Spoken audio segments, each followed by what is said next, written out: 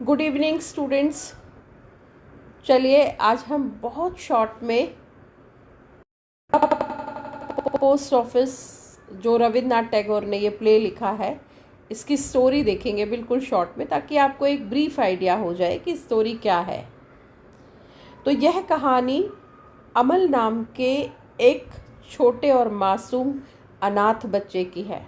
तो पहले तो याद रखिए कि कहानी एक छोटे बच्चे अमल के आसपास घूमती है, जो अनाथ है और बहुत बीमार है। बीमारी की वजह से उसे घर के अंदर रहने की ही सलाह दी जाती है। बीमारी के कारण वो बाहर नहीं मूव कर सकता, जिससे वह बाहर की दुनिया देख तो सकता है लेकिन उसमें शामिल नहीं हो सकता। लेकिन वो बाहर निकल नहीं सकता, तो बस दुनिया को, लोगों को देख के दुनिया को समझता है। वह अपने चाचा के घर की खिड़की के पास बैठा रहता है। वो अपने चाचा के घर रहता है क्योंकि वो ऑर्फन है, अनाथ है, और खिड़की के पास बैठा रहता है और सड़क से गुजरने वाले हर व्यक्ति से बात करता है। तो उसके जितने भी पासस बाय हैं उनसे सबसे बात करता है, क्योंकि बेचारा क्या करे, तो किसी ना किसी से बात करेगा, तो सबसे बातें करता रहता है। वो अमल की कल्पना बहुत ऊंची है भाई। फिजिकली वो बीमार है लेकिन मेंटली उसका सोच तो कहीं तक भी जा सकती है।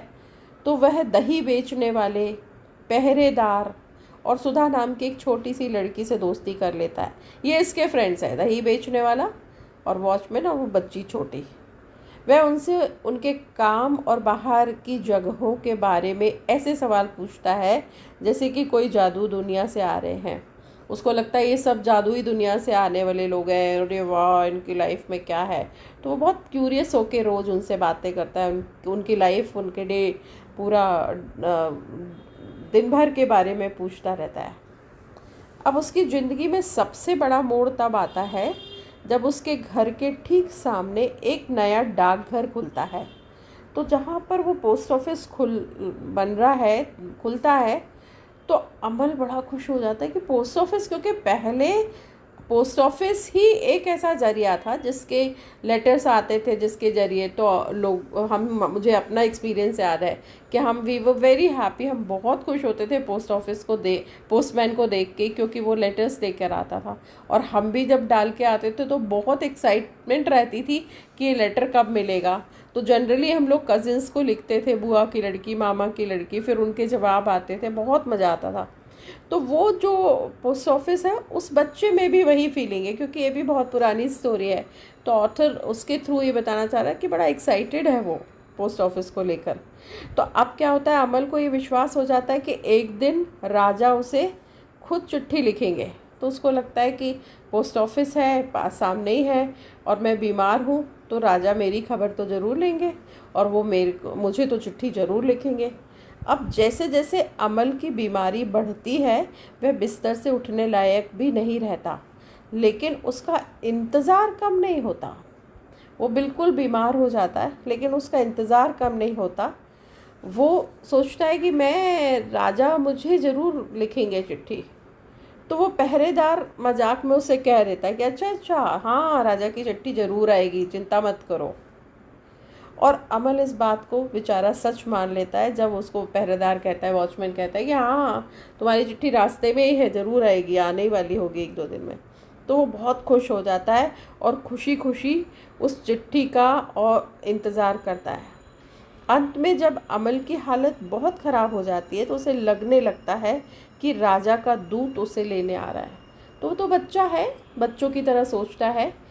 तो अब जब वो बहुत बीमार हो गया तो उसके मन में ऐसा ख्याल आता है कि उसको राजा का दूत लेने आया है। कहानी के अंत में राजा का राजवैद्य आता है और कहता है कि अब अमल को सारी खिड़कियां खोलकर खुली हवा में सोने देना चाहिए। तो वो वैद्य कहता है कि इनको सब पूरी खिड़कियां खोल दो और उसको सोने दो। जब तक उसकी सहेली सुधा उसके लिए फूल लेकर पहुंचती है, अमल ऐसी गहरी नींद में सो चुका होता है जहाँ से उसे अब किसी कमरे या बीमारी का डर नहीं रहता। वो अब बहुत आराम से सो रहा है।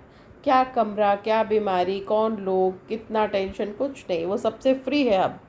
और उसकी आत्मा उस डाकघर की उम्मीद के सहारे आज़ाद हो जाती है। वो बड़े पीसफुली उसकी डेथ होती है और वो उसको एक होप है, और वो है डाकघर। कि उस पोस्ट ऑफिस से मेरे लिए लेटर आएगा। राजा डेफिनेटली मुझसे मतलब मुझे राजा जी एक लेटर ज़रूर भेजेंगे। तो वो बस उस उम्मीद में वो बहुत पीसफुली उसकी मृत्यु हो जाती है।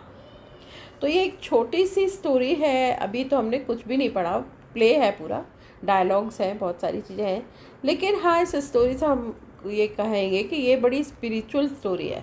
इतनी छोटी नहीं है, इसका बहुत गहरा मीनिंग है जिसको हम अभी बाद में नेक्स्ट वीडियो में डिस्कस करेंगे। अभी तो मैंने सिर्फ आपको एक छोटी सी स्टोरी बताई कि स्टोरी में अमल है, छोटा बच्चा है, पूरी स्टोरी उसी के आसपास घूम रही है। वो बहुत ज़्यादा सिक है, इसीलिए चल फिर नहीं सकता, तो और अनाथ बच्चा है तो अपने चाचा के यहाँ रहता है और विंडो से दुनिया देखता है, सारे कम्यूटर्स से, लोगों से, आने जाने वालों से बात करता है। और उस तरह से उसकी 3 लोगों से ज़्यादा दोस्ती होती है, एक दही बेचने वाला, दूसरा वॉचमैन और तीसरा एक छोटी बच्ची सुधा। तो वो सोचता है ये बड़ी एडवेंचरस लाइफ जीते हैं, तो वो बहुत क्यूरियस रहता है, पूछता रहता है। वहाँ तक तो सब ठीक था, उसकी भी लाइफ किसी तरह चल रही थी। एक दिन वो देखता है कि रोड के उस पार पोस्ट ऑफिस है, खुल गया है नया पोस्ट ऑफिस, तो बहुत खुश होता है। उसको लगता है कि राजा मेरे लिए एक चिट्ठी तो ज़रूर भेजेंगे।